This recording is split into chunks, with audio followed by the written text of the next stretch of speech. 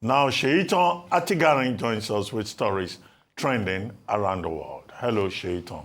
Hello, Doctor. Thank you for that. Let's begin what's trending in the United Kingdom.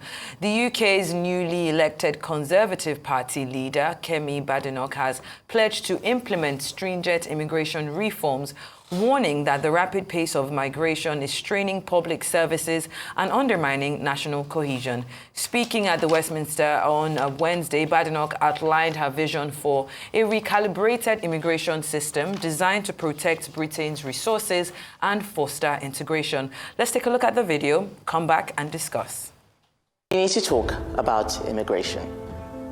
The truth is that for nearly 30 years, mass migration has been far too high, under all governments, by all parties, and not just here, too high all across the Western world.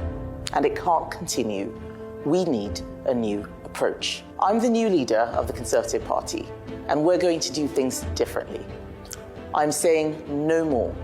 The system is broken. We can't go on like this, and we need to change. Let's break it down. 1. If immigration happens too quickly, there is no integration. The ties that bind us start to fray. It doesn't matter whether you are massively for immigration or massively against. Without a shared national identity, our country will suffer. When people come here, they must buy into the values, customs, and institutions that attracted them here in the first place. 2. The political class can't pretend that immigration comes only with benefits and no costs. We can all see the pressure on housing, roads, GPs, and wages. The failure of politics over the last 30 years has been to gloss over it or to make it a fringe issue. That has to stop. 3. We can no longer be naive. It's nonsense that we have allowed a situation where judges deem perfectly safe countries to be unsafe, that loopholes are willfully exploited by those coming here. Our institutions are failing.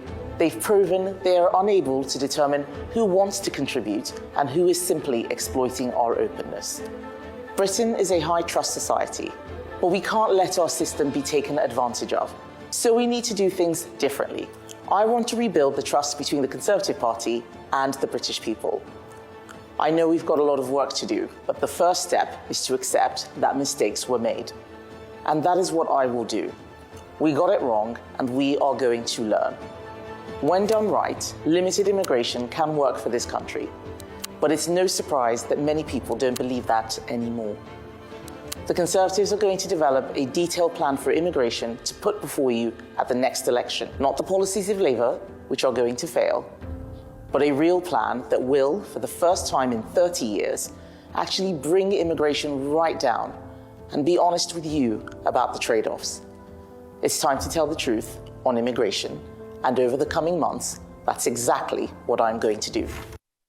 That's exactly what she's going to do. She's touched on, signaling her readiness to overhaul these existing treaties, laws, and visa regulations to close loopholes to prevent system abuse when it comes to immigration. I'd like to get your thoughts on this, gentlemen, starting with you, Dr. Abati.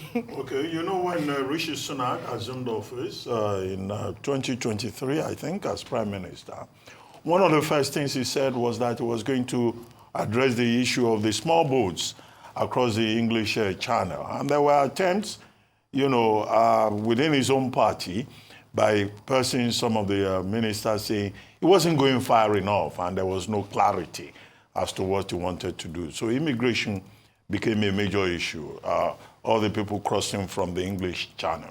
Up to now, it also remains an issue with the Labour Party trying again to negotiate with France to see where they can take it from where Rishi Sunak failed. You remember that under Rishi Sunak, there was this Rwanda asylum plan, which was also very controversial. In other words, Kemi Badenoch, given his first major speech as the shadow prime minister, was admitting the failure, in my view, of the Tory party, and now saying that now that she's in charge, of the Tories, of the Conservative Party, yeah, which is a party, and that under her leadership, this is where the Tory party stands. to say that there will be a cap on visas and the issue of immigration will be addressed more frontally. And she made a famous statement that Britain is not a hotel, it is our home. In other words, it's not a hotel where people having problems across Eastern Europe or other parts of the world can come and imagine that they will get comfort. What are the implications? Implications for housing, implications for the NHS, which the Labour Party is even saying that it would reform. But to, persons in other parts of the world, if, the conservatives are saying, well, we got it wrong, this is where we think the matter should go now. Well, should the conservatives come back to power, it means that, Britain will begin to close up gradually. It may not be so easy to get visa. It may not be so easy, to go to Britain. And even now, the British, they are talking about high taxes introduced by richeries. They are talking about increasing in the last 18 years to a higher level the cost of education. So all of this will have implications. But what I think is interesting about this is that you find the opposition in a parliamentary system playing its role as the opposition and giving alternative views. The focus should be on the message, not the messenger. If it were here in Nigeria, if it was the equivalent of Kemi Badenoch saying anything, by this morning, that person will have been called names.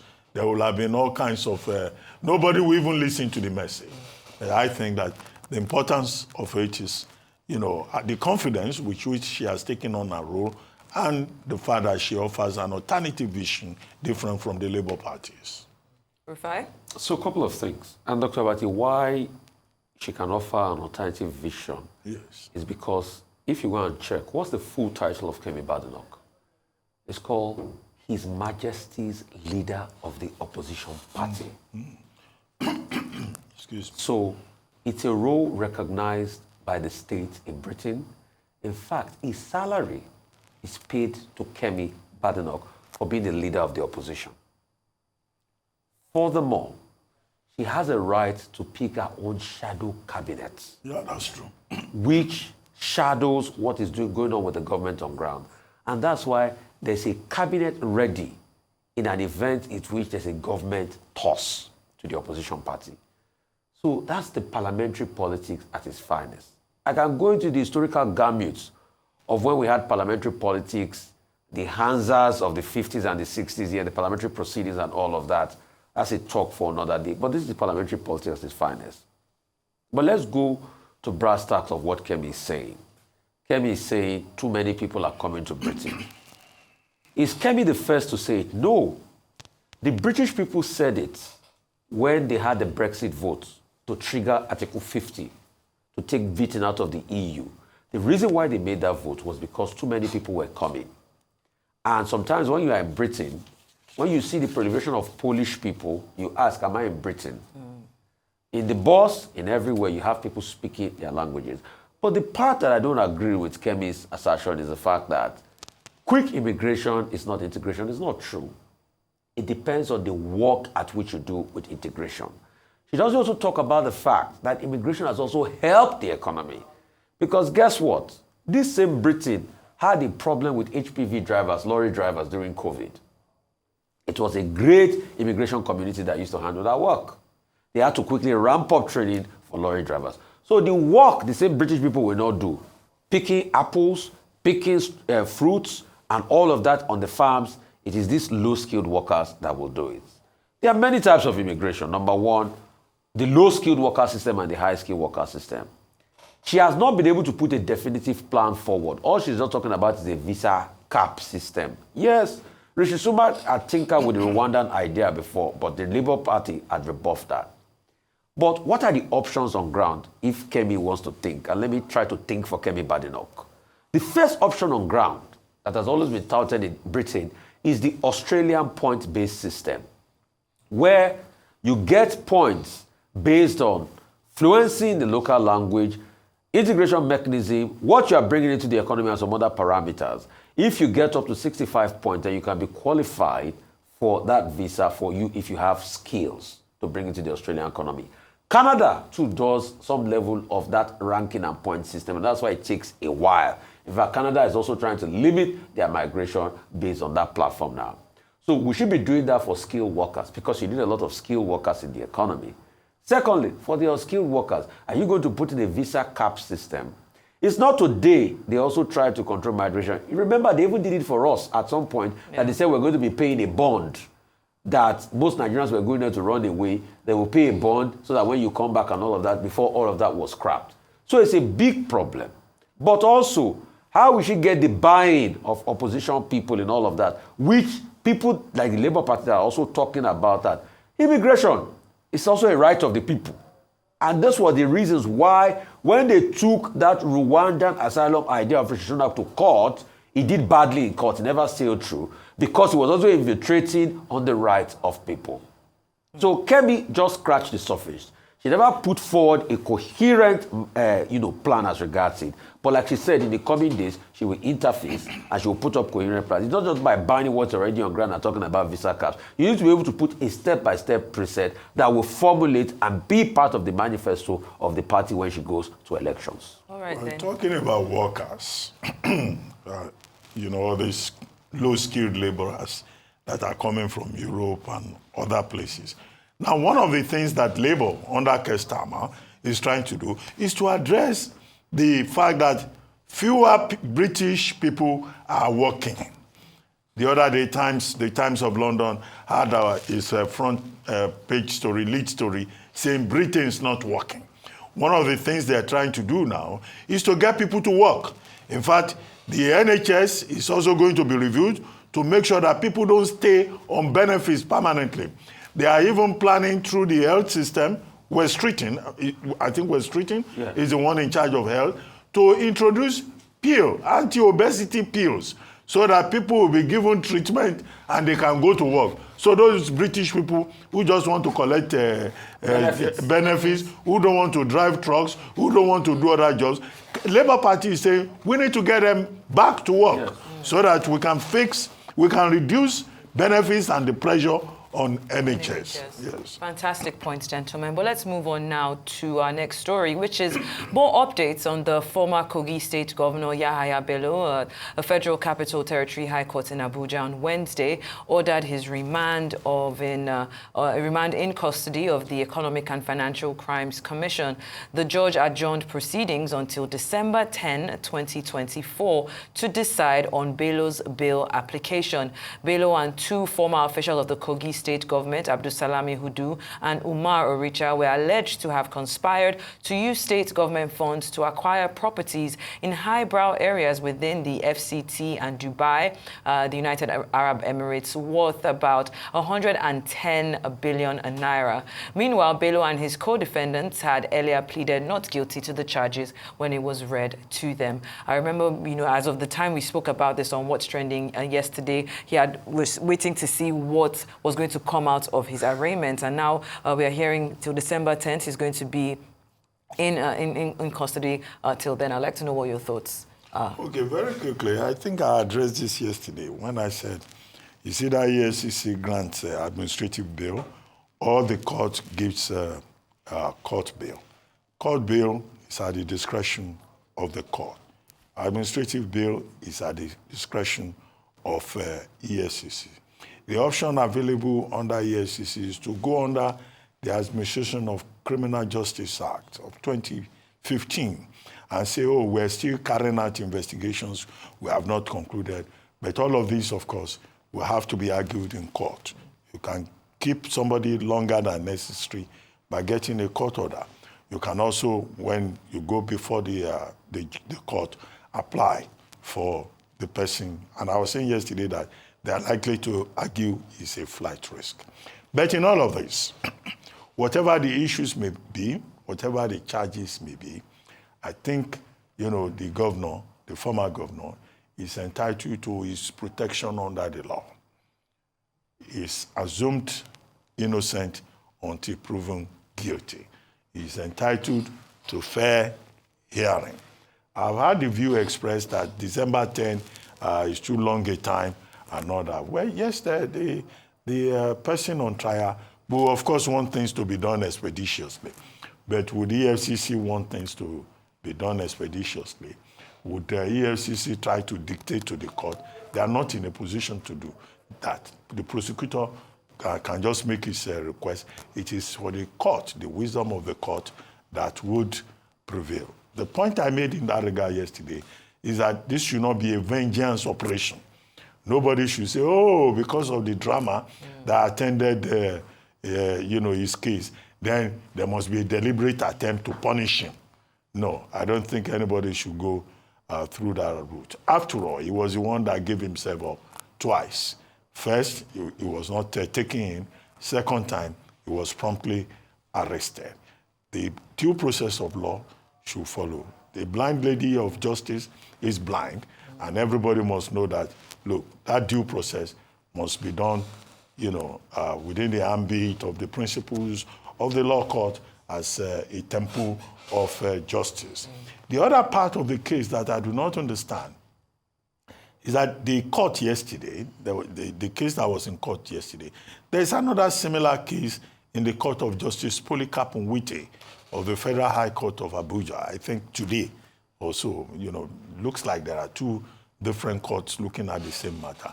Is it possible that, the judicial process will be streamlined instead of two courts, having different cases and all that? But I guess the details with regard to that will be clear very soon. Yesterday, there was a drama at the court with supporters of former Governor Yahaya Bello storming the court en masse, and the judge had to leave. But the report said, former Governor Bello stepped in and drove out his own supporters, until the judge, returned, and then there was a proper arraignment. The principle here is that nobody should intimidate the court of law. That in itself will be considered contempt in the face of the court. You cannot also have contempt away from the face of the court. But we understand that yesterday it was Governor Bello himself who cleared the gallery before the arraignment could properly take place. And he and the others, two others arraigned with him, pleaded not guilty. Now the ball is in the hands of the court. We are not in a position to dictate how the process should be, other than to insist on fair hearing.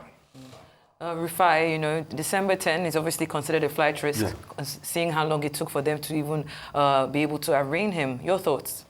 So December 10 will come, but I'll just give, a pre-introduction to this matter. For the fact that this matter lingered on, like I said yesterday, it's an indication that our justice system is faulty. For the fact that a man can hold all of us to ransom and make his rigmarole just because the governor of his state has immunity and he can pally up with the governor. It speaks volumes about our country. And we're going to see what's going to happen with the justice system. But we need to say it emphatically. We cannot allow a country that serves the rich, the high and mighty over the poor. What happened in the court yesterday was not necessary. He brought his bandwagon. I'm talking about Yahaya Bello. It got to a stage that the judge had to say, if you don't get these people out, I'll not be able to do my work. And that's not fair. A man that has taken the state through all this rigmarole all this while now gets a chance to be able to come to court. He finally comes to court, start to disrupt the court process itself because it's the high and mighty. If you and I do that, we know how much it takes to discipline us. Then the arguments went on. Pleaded not guilty, adjourned to the 10th and all of that. Let's see how it pans out. He might be granted bail. I know some of the argument that have been made is because, okay, he had run away for a while, he might be declared a fraud. No, he might be granted bail. We call for fair hearing. But it also has to be said that if we want fairness, we should also extend fairness to others. In a case where you were called to come and answer allegations, even if you were innocent, you should have submitted yourself in the first place. So we can't be conversing for fair hearing here when things were not done fairly, to start with. When things were not done properly, to start with in this case. EFCC calls everybody. There are people that have got to meet EFCC, and they answer them. People like Okowa that submitted himself.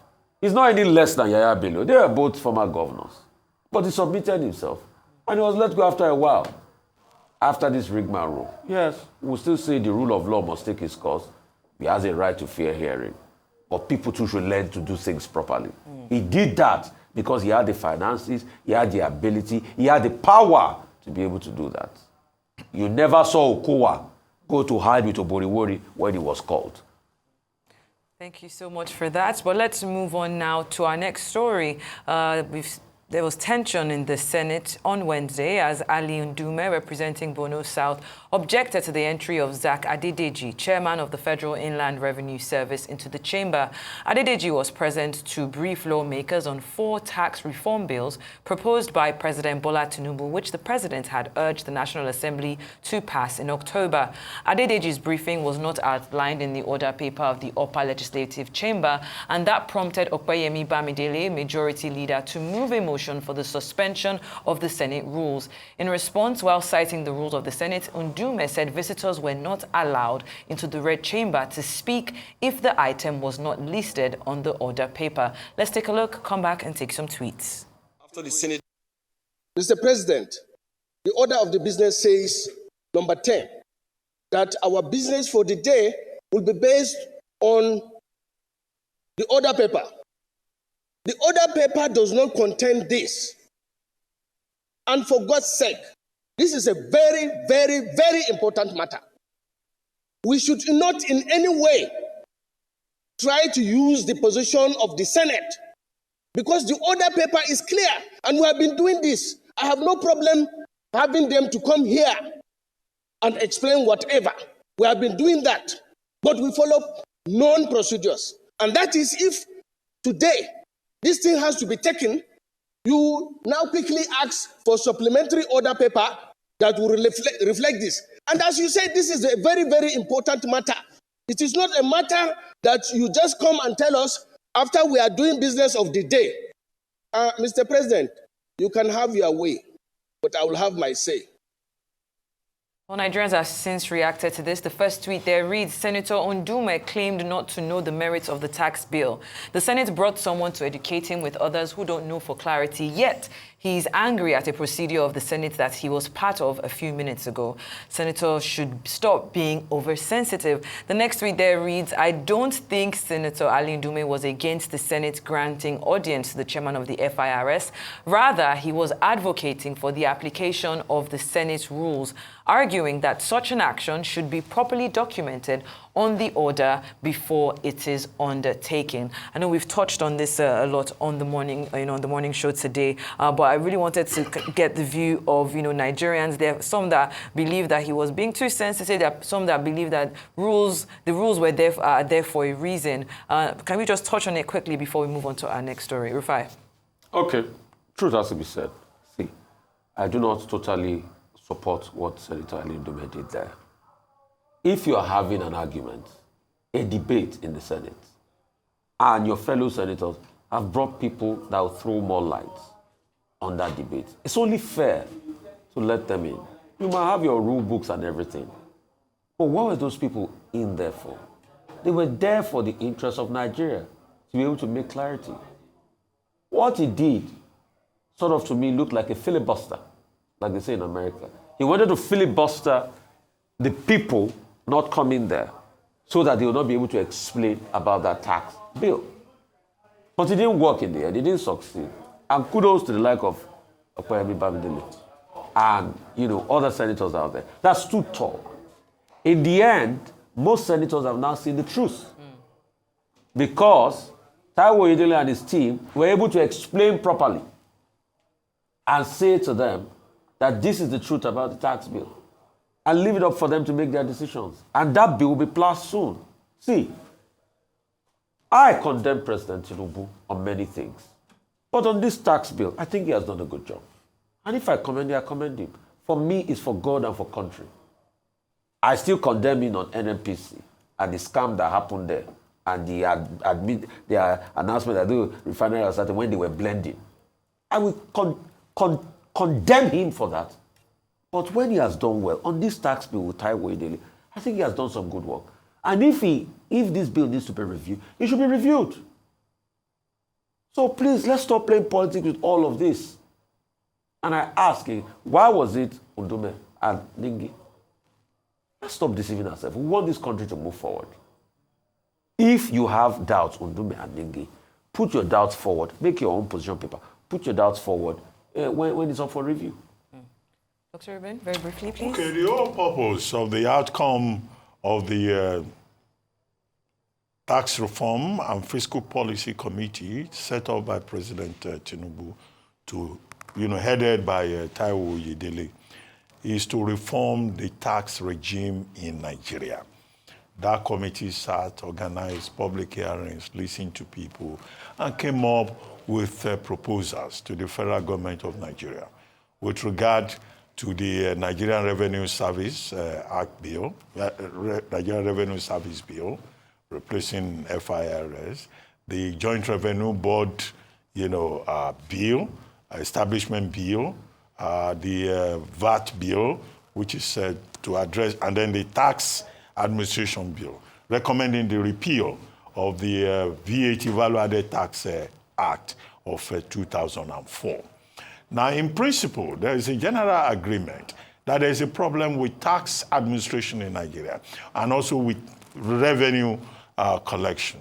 I cited the example of Mr. Wale, who had pointed out, as coordinating minister of the economy, that the purpose of this government is not increased taxation, as Richard Reeves is insisting in the United Kingdom, but to ensure greater efficiency. And all of this within the framework of reform proposed by the Tinubu administration. Now, when the Oyedele committee completed its job and took to the president, the executive arm of government now came up with 4 bills to do a number of things. The Governors Forum kicked. The Northern Governors Forum kicked. Why did they kick? Now, under the proposed regime, the Oyedele Committee and the FRS, led by Zach Adediji, they are saying that states will only collect sales tax, not tax on imports and international services. And that's the international best standard that they are talking about. You collect what you on what you consume. In other words, all the states will get less than what they have been consuming. Now, in this regard, one of the bills, the VAT bill, then says, let's take another look at how VAT is distributed. The federal government that used to get 15% will now get 10%. Local councils will retain their 35%. Even if there is going to be a reduction in terms of the sales tax that comes to you as a state, now your share of the VAT has been increased to 50%. And then the vulnerable in society, people earning below a certain threshold of 50,000, 70,000 will not pay tax. So it's to protect also the interest of the poor. If you are earning above 100 million or 100 million, you will pay tax up to about 25% of your 100 million, which makes sense. You tax the rich to help the poor. So these are some of the details. I can go on and on reciting what Oyedele said. I think that there should be more debate, and the lawmakers themselves, whether it's Senator Ningi or Senator Ndume, or the Northern Governors Forum, or all the governors who think that they are going to lose revenue, should put national interest, the common good, first. The emphasis of the outcome of that Oyedele committee and the proposal by the federal government is strengthening the common good, not the personal interest of the governors or of their agents in the National Assembly. Thank you so much for that. Let's move now. We've gone from the UK to Nigeria, but now to China, where Liu Liange, the former chairman of the Bank of China, has been sentenced to death with a 2-year reprieve for accepting bribes totaling $16.8 million and issuing illegal loans. The Jinan Intermediate People's Court in Shandong Province convicted Liu of abusing his positions at the Export-Import Bank of China and the Bank of China. He granted loans worth 3.32 billion yuan to unqualified companies, causing losses of over 190.7 million yuan. That's about $27 million. In addition to the death sentence, Liu was stripped of political rights for life and had his personal assets confiscated and was ordered to forfeit his illegal earnings to the state. Now, I wanted to bring this story. It's been trending since yesterday because of how, the death sentence is the highest that you can go when it comes to forms of punishment, and all this for bribery. Do you think that this in itself should maybe something that we should consider? Anybody that is taking bribes and taking money away from the Nigerian people, or is the death sentence too harsh? What are your thoughts, Doctor? Well, internationally, from Amnesty International to other jurisdictions, people frown on the death penalty. Mm-hmm. The standard argument is that, the sociological studies that have been carried out do not indicate that the death penalty is necessarily a deterrence for, people committing crime. However, the situation is different in China, particularly with regard to corruption. They have the death penalty. One of the reasons why China is accused of human rights abuses, particularly by other countries, and also in terms of the judicial process. He will not be the person that will be sentenced to death. And then you are saying, including sentencing for life. If they execute him, that part of the judgment does not stand. And you compare it with Nigeria. Well, Nigeria has the death penalty, but if you were to recommend the kind of process that they have in China, well, I don't know whether anybody will be left who has ever served in the corridors of power in Nigeria. And maybe half of the National Assembly will have their heads chopped off. But the larger indication is the lesson about the common good that I was talking about how the national patrimony is sacred. China sends out that strong lesson. It doesn't mean that there's no corruption there, but the People's Bank of China head, giving out contracts and putting his hand in the till, that kind of thing is not accepted there. But in corruption, which president called us the most corrupt? Fantastically corrupt. David Cameron, Prime Minister David Cameron. Let's see if we can take a delicate story. I don't think we have enough time. Okay. We can probably take it tomorrow. Yeah, I think that's it. All right, then that's all I have on what's trending for today.